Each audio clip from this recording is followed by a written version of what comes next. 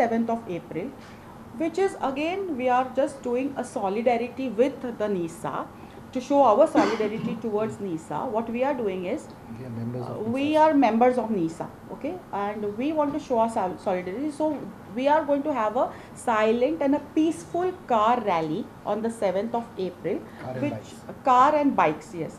And the car and bikes will be moving from two directions, one which is from Margao side, Vasco side, and the other is from Mapsa side. And all the schools, yeah, from Ponda also the schools are joining in.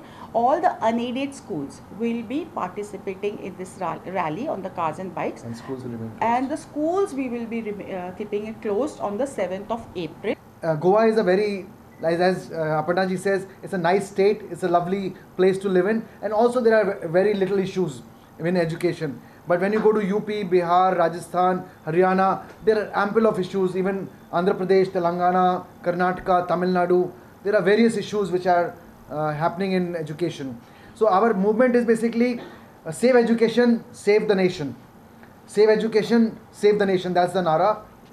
And that's what we are wanting to do. In Goa, because all of us cannot go to Delhi, some of us are visiting Delhi on 7th April to be with the NISA. And all children should think where they want to go, which school they want to go. Because if you know about the national problems, Madhya Pradesh, Maharashtra, Tamil Nadu, almost 4 to 5 crore rupees is spending with the government about the RTE quota, 25% quota, which has not been given to reimburse to schools.